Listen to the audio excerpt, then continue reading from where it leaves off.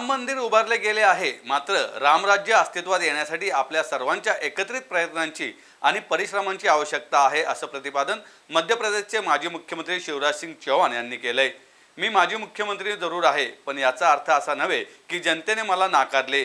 मी आता मध्य प्रदेशचा मुख्यमंत्री नसलो तरी राजकारणात अधिक व्यापक ध्येय घेऊन कार्यरत राहीन, असं ते म्हणालेत। MIT स्कूल ऑफ गव्हर्नमेंट व MIT वर्ल्ड पीस युनिव्हर्सिटी आयोजित 13व्या भारतीय छात्र संसदेच्या समारोप प्रसंगी ते प्रमुख पाहुणे म्हणून बोलत होते।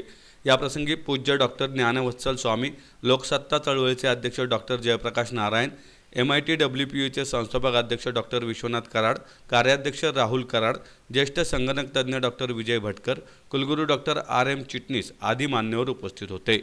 चव्हाण म्हणाले, महिलांचे सक्षमीकरण, दर्जेदार शिक्षण आणि पर्यावरण संवर्धन ही माझ्या यापुढील कार्याची क्षेत्रे असतील। समाजाच्या कल्याणासाठी विद्यार्थ्यांनी राजकीय क्षेत्रात प्रवेश करावा, असा माझा सल्ला आहे। मी जनतेसाठी आणि देशासाठी काम करण्याच्या भावनेने राजकीय क्षेत्रात आलो। राजकारण या विषयाकडे टोकाच्या भूमिका घेऊन पाहिले जाते। काही भूमिका पूर्वग्रह दूषित असतात, तर काही पराकोटीच्या विरोधाच्या असतात। राजकीय क्षेत्रातले महत्त्वाचे पद तुम्हाला अनेक चांगल्या सकारात्मक योजनांच्या द्वारा लक्षावधींचे कल्याण साधू शकते। त्यामुळे माझा विद्यार्थ्यांना हाच सल्ला असेल की जरूर राजकारणात प्रवेश करा आणि समाजाचे नेतृत्व करा। डॉक्टर जयप्रकाश नारायण म्हणाले, स्वामी विवेकानंदांनी संपूर्ण समाजाचे आध्यात्मिकीकरण घडवून आणण्याची किमया केली। आपण जात धर्मामध्ये अडकले असताना स्वामींनी एका नव्या भारताचा जन्म घडवला। राजकारणात समाजाचे भवितव्य घडवण्याची आणि बदलण्याची शक्ती असल्याचं त्यांनी सांगितलं।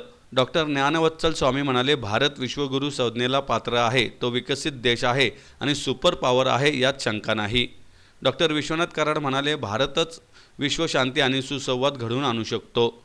राहुल कराड म्हणाले, भविष्यातले लोकनेते घडवण्यासाठी आणि युवा नेतृत्वाला चालना देण्यासाठी केंद्र सरकारने पुढाकार घ्यावा आणि स्कूल ऑफ गव्हर्नन्स स्थापन करण्यासाठी पाठिंबा द्यावा। यही करियर है, लक धक कपड़े पहन के कुर्ता पजामा और सतही राजनीति करने का प्रयास करते हैं। राजनीति में आना चाहिए। मैं यहां जिम्मेदारी के साथ कह रहा हूं। कई बार लोग सोचते हैं कि अरे हम क्या करेंगे राजनीति में जाके, ये तो बेकार काम है। कई बार वो कहानी याद आती है, एक पिता के 4 पुत्र थे। एक को ने डॉक्टर बनाया, एक को ने इंजीनियर बनाया, एक बिजनेसमैन बना। चौथे के बारे में पूछा कि इससे क्या कराओगे? बोले इसको कुछ नहीं आता, इसको राजनीति में भेज रहा हूं। लेकिन ये मानसिकता सबके लिए ठीक नहीं है। मेरे मन में बचपन से एक विचार था, मैं देखता था बेटा और बेटी में गांव के लोग भेदभाव करते हैं। शहरों में भी होता है कई मात्रा में, पहले ज्यादा होता था, आजकल थोड़ा कम होगा, लेकिन भेदभाव होता है। और मैं देखता था कि बेटा बेटी में भेद क्यों। कई बार तो कई जगह ऐसा हुआ कि पहले ही पता चल गया कि जन्म लेने वाली बेटी है तो बेटी को जन्म ही मत लेने दो। कोई कत्ल खाना बना दिया, सेक्स रेशियो बदल गया, बेटे ज्यादा पैदा होने लगे, बेटियां कम पैदा होने लगी। मध्य प्रदेश में 912 बेटियां 1000 बेटे। तब मन में तकलीफ होती थी, कुछ करना चाहिए, कुछ करना चाहिए। तो मैं ऐसे ही भाषण देता था और कहता था बेटी को आने दो, बेटी है तो कर ले। एक बूढ़ी अम्मा खड़ी हो गई, बड़ी बात कर रहा है, बेटी को आने दो, बेटी है तो कर ले। बेटी आ गई तो शादी में दहेज का इंतजाम क्या तू करवाएगा? तो मुझे लगा कि भाषण से कुछ नहीं होगा, कुछ और करना पड़ेगा।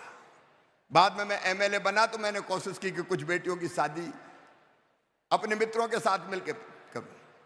मेरी धर्मपत्नी भी यहीं बैठी है। मैं सांसद बना, सांसद बनने के बाद मेरी शादी हुई थी। तो फिर हम दोनों शादी करते थे बेटियों की, जितनी हमारी सामर्थ्य, कभी 25 की, कभी 35 की, ताकि कुछ तो बोझ कम करें। लेकिन जैसे ही मैं मुख्यमंत्री बना, मैंने पहली योजना बनाई लाडली लक्ष्मी योजना, और यह तय कर दिया मध्य प्रदेश की धरती पर बेटी बोझ नहीं रहेगी, पैदा होगी तो लखपति पैदा होगी। अब मुख्यमंत्री बनने के बाद मैंने अपने अफसर बुलाए और मैंने कहा कि बेटियों को मुझे लखपति बनाना है। तो एक दूसरे की तरफ देख के धीरे से मुस्कुराए पहले, फिर सोचा नए नए मुख्यमंत्री बने, नया जोश होगा, कुछ दिन में ठंडा हो जाएगा। कहा सर इम्पॉसिबल, ये कैसे हो सकता है, ये नहीं हो सकता। मैंने कहा ये होगा क्योंकि तू मुख्यमंत्री नहीं है, मुख्यमंत्री मैं हूं। We have 540 million youth in the country today. That is approximately 54 crore youths in the age group of 15 to 35. If these youths decide for two things that I'm particularly impressed with this conference, and I was just sharing with Rahulji. First thing is ethical leadership and ethical working in whichever profession we are. And second thing, a desire must be within. A goal must be within to go into some kind of public life and make a small positive change at the place, at the institute, in the midst of people where we find ourselves today. And that is spiritualization of public life, spiritualization of public institutes. Perhaps the most ideal example, let me repeat those words again. Perhaps the most ideal illustration, example of spiritualization of educational institutes, you find it at MIT World Peace University.